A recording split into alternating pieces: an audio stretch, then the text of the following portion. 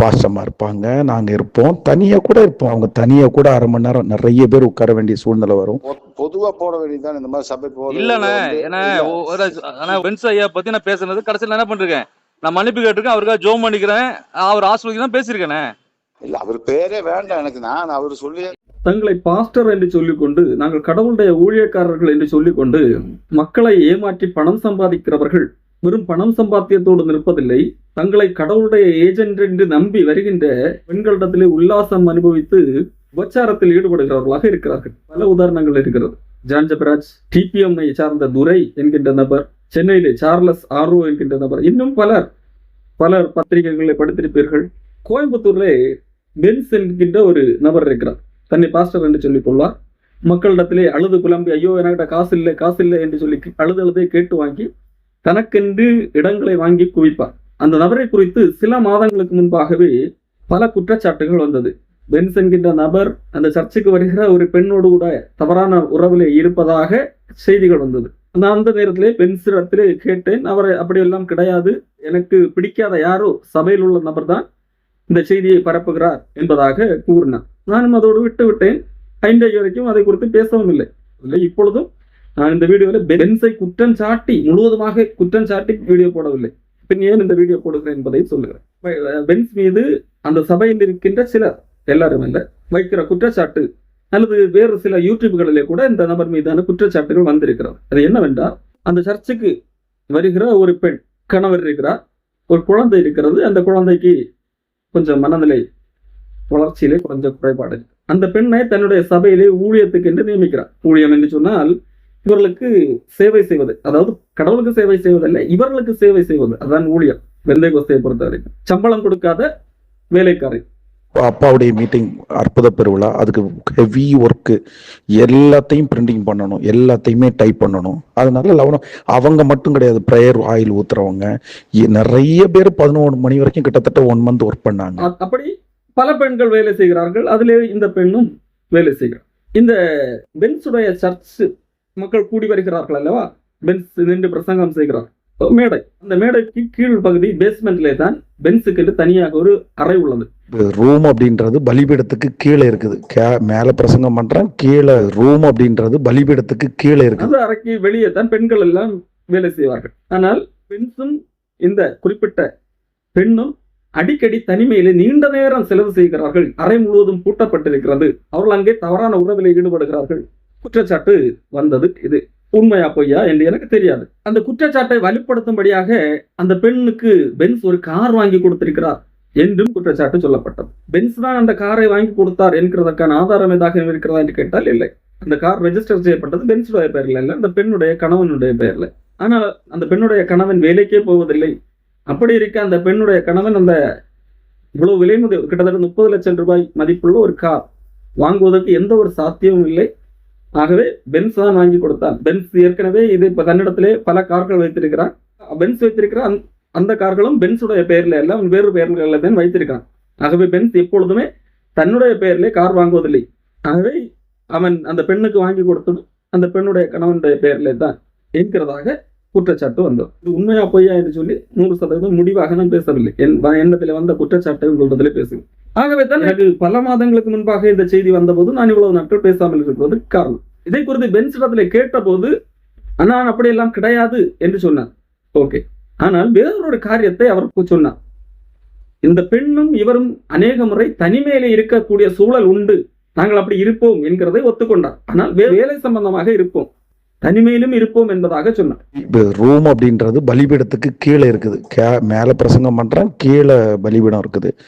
பாஸ்டமா இருப்பாங்க, நாங்க இருப்போம், தனியா கூட இருப்போம். அப்படின்னா நிறைய பேர் ஒர்க் பண்றவங்க ஒருத்தவங்க வந்து என்கிட்ட ப்ரூஃப் காமிப்பாங்க, என்கிட்ட வந்து விளக்கம் கேட்பாங்க, ஸ்பெல்லிங் மிஸ்டேக் ரெடி பண்ணிடுவேன், கரெக்ஷன் பண்ணுவேன். கரெக்ஷன் பண்ணும்போது அவங்க தனியா கூட 1/2 மணி நேரம் நிறைய பேர் உட்கார வேண்டிய சூழ்நிலை வரும். ஒரு பாஸ்டர் என்று அறியப்படுகிற நபர் உண்மையான வேலை நிமித்தமாகவே தனிமையிலே இருக்கலாமா என்று கேட்டால் இருக்கக்கூடாது. குற்றம் செய்யவில்லை என்றாலும் குற்றம் செய்திருக்க கூடும் என்று சொல்லி பிறர், அந்த சர்ச்சுக்கு வருகிற பிறர் சந்தேகப்படுவதற்கு இடமாக அப்படி தனியான ஒரு ரூமிலே அறையை பூட்டிக் கொண்டு இருக்கக்கூடாது. ஆனால் பென்ஸ் சொல்லுகிறார், நாங்கள் சர்ச்சு சம்பந்தமான பல வேலைகள் இருக்கும், அதற்காக டிஸ்கஷன் பண்ண வேண்டியிருக்கும், பல மணி நேரம் தனிமையிலே கூட டிஸ்கஷன் பண்ண வேண்டி இருக்கும் என்கிறதாக சொல்லுகிறார். அது ஏற்புடையதா இல்லை. இதை வைத்து பென்ஸ் குற்றவாளி, பென்ஸ் அந்த பெண்ணோடு தவறான முறையிலே தான் அங்கே தனிமையில் இருந்தார் என்றும் நான் சொல்லவில்லை. சரி, வேறு என்னதான் பிரச்சனை என்றால், பென்ஸ் மீது யூடியூப்களில் இப்படிப்பட்ட குற்றச்சாட்டுகள் வேறு பலர் செய்து கொண்டுதான் இருக்கிறார்கள். ஆனால் பென்ஸ் அதற்கு எந்த விதமான ஆக்ஷனும் எடுக்கவில்லை. சரி, நான் குற்றம் செய்யவில்லை, ஆகவே நான் எதற்கு ஆக்ஷன் எடுக்க வேண்டும், பரவாயில்லை, என் மீது பழி போட்டாலும் கடவுள் பார்த்துக் கொள்வார் என்று இருக்கலாம். சரி, ஆனால் இங்கே பாதிக்கப்பட்டது ஒரு அப்பாவி குடும்பம் கூட. அந்த பெண் தவறு செய்யவில்லை என்றால் அந்த பெண்ணும் அந்த பெண்ணுடைய கணவனாரும் கூட அப்பாவிகள் தானே. அவர்கள் என் நிமித்தம், பென்ஸ் ஆகிய என் நிமித்தம் ஒரு அப்பாவி குடும்பம் பாதிக்கப்படுகிறது, அவர்களை காப்பாற்றுவதற்காகவும் நான் ஏதாவது ஆக்ஷன் எடுக்கலாம், ஆதாரம் இல்லாமல் குற்றம் சாட்டுகிறார்கள் என்று சொல்லி கம்ப்ளைண்ட் கொடுத்திருக்கலாம். ஏன் பென்ஸ் பயப்படுகிறார்? ஒருவேளை அவர்கள் கூறுவது குற்றச்சாட்டு உண்மை இருக்குமோ என்று பயப்படுகிறார்? இல்லை, தெரியவில்லை. பென்ஸுக்கு ஆதரவானவர்கள் ஒரு காரியத்தை சொல்லுகிறார்கள். என்ன? பென்ஸ் அந்த பெண்ணுக்கு கார் வாங்கி கொடுக்கவில்லை, அந்த பெண்ணுடைய கணவரை ஐடி ஃபீல்டிலே வேலை பார்க்கக்கூடியவர், லட்சக்கணக்கில் சம்பாதிக்கக்கூடியவர், அவருக்கு கார் வாங்கி கொள்ளக்கூடிய வல்லமை உள்ளவர் தான், ஆகவே பென்ஸ் எல்லாம் கார் வாங்கி கொடுக்க வேண்டிய அவசியம் இல்லை என்பதாக பென்ஸுடைய ஆதரவாளர் சிலர் சொல்லுகிறார்கள். அது உண்மையாக இருக்கும் என்று சொல்லி கேட்டபோது பென்ஸ் மீது குற்றச்சாட்டு வைக்கிறவர்கள் என்ன சொல்லுகிறார்கள்? இல்லை, அது போய், அந்த பெண்ணுடைய கணவர் வேலைக்கு எல்லாம் போவது கிடையாது, ஐடி ஃபீல்டில் எல்லாம் வேலை கிடையாது, பென்ஸ் தான் அவர்களுக்கு படியளாக்குறார், அதற்கு பதிலாகத்தான் அந்த பெண்ணை தன்னிடத்தில் வைத்துக் இருக்கிறார் என்கிறதாக சொல்லுகிறார்கள். இந்த இடத்தில் எளிதாக பென்ஸ் தன்னுடைய மீது உள்ள பழியை போக்கிக் கொள்ள முடியும். அந்த பெண்ணுடைய கணவன் உண்மையிலே ஐடி ஃபீல்டில் வேலை பார்க்கக்கூடிய நபர், அந்த பெண்ணுடைய கணவனுடைய உழைப்பிலே தான் அந்த கார் வாங்கப்பட்டது எனில் எளிதாக பென்ஸால் நிரூபிக்க முடியும். இவர்கள் பென்ஸுக்கு எதிராக ஒரு குற்றச்சாட்டு வைக்கப்படுகிறது அல்லவா, அந்த குற்றச்சாட்டை எளிதாக தவிடுபடி ஆக்க முடியும். சிம்பிள், ஒரு பேங்க் ஸ்டேட்மெண்ட்டை ரிலீஸ் பண்ணால் போதும். உண்மையிலே அந்த நபர் ஐடி ஃபீல்டில் லட்சக்கணக்கிலே சம்பாதிக்கக்கூடிய நபர், அவர் தன்னுடைய சொந்த உழைப்பிலே தான் அந்த கார் வாங்கினார்னு சொன்னால் அந்த நபருடைய ஸ்டேட்மெண்ட்டை வெளியிட்டால் போதும். எப்போ என்னது, பென்ஸ் மீது வைக்கப்பட்ட குற்றச்சாட்டுகள் பொய் என்பது அம்பலமாகிவிடும். பென்ஸ் மீது அந்த யூடியூபில் எல்லாம் வீடியோ போடுகிறார்கள் அல்லவா, அவர்கள் சொன்னது பொய்யாகிவிடும் அல்லவா. ஆனால் பென்ஸ் அப்படியும் எதுவும் செய்யவில்லை. இப்போ யார் சொல்வது உண்மை தெரியவில்லை, விடுவது. ஆனால் பென்ஸ் ஒரு காரியத்தை செய்திருக்கிறார்.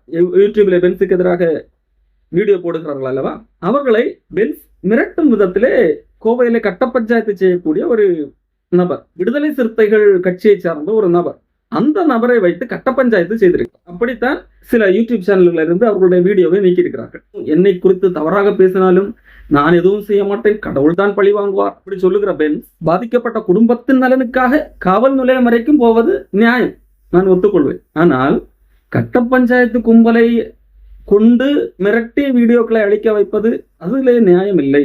சரி, அந்த வீடியோக்களை சிலர் நீக்கி இருக்கிறார்கள். அதிலே அந்த வீடியோக்களை நீக்கின பின்பதாக அந்த நபர் ஒரு வீடியோ போட்டிருக்கிறார். அதுல என்ன சொல்லுகிறார்? நான் ஏன் வீடியோவை நீக்கினேன் என்று சொன்னால், இப்படி காவல் நிலையத்திலே புகார் அளித்தார்கள், அங்கே இந்த விசிகாவை சேர்ந்த நபர்கள் வந்தார்கள், அவர்கள் பேசினார்கள், ஆகவே நான் வீடியோவை டெலீட் பண்ணிவிட்டேன் என்பதாக அந்த நபர் சொல்லுகிறார். இப்பொழுது பென்ஸ் எப்படி யாரை கொண்டு இந்த வீடியோவை நீக்கிவிட்டார் என்கிறதற்கு வெளிச்சம் வந்ததனால் பென்ஸ் இமீடியட்டாக மறுபடியும் அந்த விசிகாரரை அழைத்து இந்த காரியத்தை பேச வேண்டாம் என்று சொல்லுங்கள், இதில் பென்ஸ் சொல்லித்தான் இந்த வீடியோ நீக்கப்பட்டது என்று அந்த பகுதியை கட் பண்ண சொல்லுங்கள் என்று பேசியிருக்கிறார்.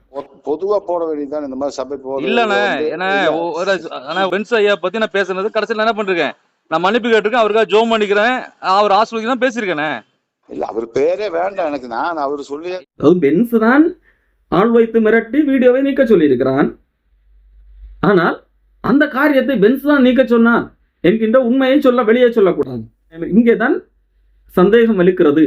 இதிலே பென்ஸ் உண்மையிலேயே அந்த பெண்ணோட தொடர்பில் இருந்தானா இல்லையா தெரியாது. ஆனால் பென்ஸ் சொன்னதுபடி தனிமையிலே அரை மணி நேரம் எவ்வளவு மணி நேரம்னாலும் இங்க இருக்கலாம், எங்கு இருப்போம், அது வேலைக்காக என்று சொன்னால் அது தவறுதான். அங்கே தப்பு நடக்குதோ இல்லையோ, ஆனால் தவறுதான். இரண்டாவது, தன் மீது அல்லது அந்த பெண் மீது வைக்கப்பட்டது பொய்க்குற்றச்சாட்டு எனில் எளிதாக அது பொய்க்குற்றச்சாட்டு என்று நிரூபிக்கலாம். காரணம், அந்த நபர் உண்மையிலேயே உழைத்து சம்பாதித்து தான் அந்த கார் வாங்கக்கூடிய நபர் என்றால் அதை எளிதாக அதை ஆதாரத்தோடு நிரூபிக்கலாம்.